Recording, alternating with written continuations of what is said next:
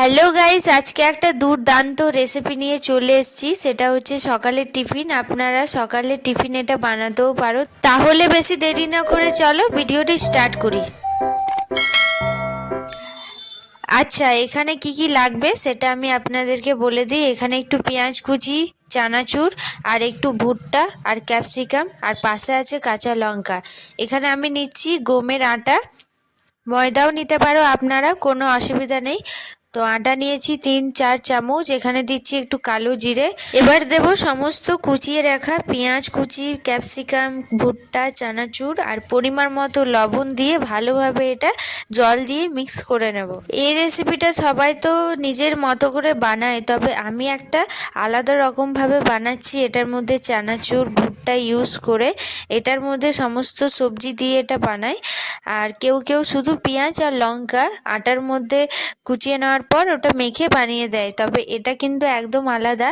আর চানাচুরটা আমি দিয়েছি কারণ চানাচুরের যে মশলাটা থাকে সেটা কিন্তু ভীষণ টেস্টি হয়। তো এটার মধ্যে যাওয়ার পর কিন্তু আরও ভালো লাগে খেতে। মর্নিং টাইম কিন্তু সবারই তাড়া থাকে, অফিস যাওয়ার, স্কুল যাওয়ার, তবে কিন্তু এই রেসিপিটা বানাতে পারো। একদম সহজ আর খেতেও কিন্তু দুর্দান্ত লাগে গাইস, একবার বানিয়ে দেখো। অন্যান্য ব্লগে কিন্তু আমি ফেস দেখাইনি, তবে এই ব্লগে ভাবলাম যে আপনাদেরকেও শেয়ার করি নিজের ফেসটা। আটাটা মিক্স করার পর আমি সর্ষের তেল দিয়ে ভালোভাবে এটা ফ্রাই করে নেব। আর যারা ডাইট বা যারা তেল বেশি পছন্দ করো না তাদের জন্য এটা কিন্তু ভীষণ ভালো, কারণ মাত্র আমি 1 চামচ দিয়ে এটা কিন্তু বানাবো আর আমার কিন্তু লেগেও যাবেন। এটা আমি এবার 15 মিনিট রেস্টে কিন্তু রেখে দেবো।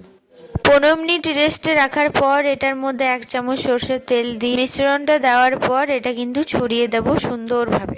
এবার কিছুটা কালো জিরে ওপর থেকে ছড়িয়ে দেওয়ার পর এটা উল্টে পাল্টে করে ভালোভাবে ভেজে নেব। আর গ্যাসটা কিন্তু আমাদের একদম লো থাকবে। তো দেখো, এই রেসিপিটা একদম দেখে লাগছে কি গলা রুটির মতো, ঠিক বাঙালিরা যেরকম খায়। তবে এটার মধ্যে যে মশলাগুলো পড়েছে সেটা কিন্তু আসল স্বাদ আনবে।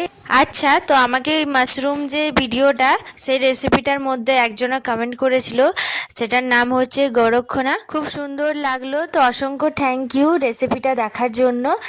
আর আরেকজন আমাকে কমেন্ট করে বলেছো, ওনার নাম হচ্ছে মাওয়া কিচেন ভিলেজ ফুড। তো উনি আমাকে কমেন্ট করে বলেছেন মাশরুম রেসিপি অনেক সুন্দর হয়েছে আপু, আরও সুন্দর সুন্দর রেসিপি দেখার অপেক্ষা রইলো।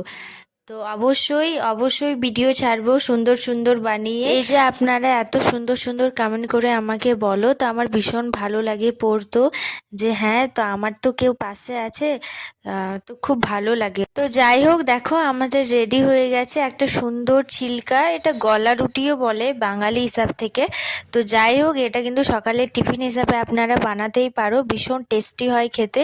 আমি তো সবসময় আপনাদেরকে বলি আগে আমি রেসিপিটা বানিয়ে দেখি, যদি ভালো হয় তাহলেই আমি আপনাদের কাছে শেয়ার করি। তো ওই আর কি। তো বাই, রাধে।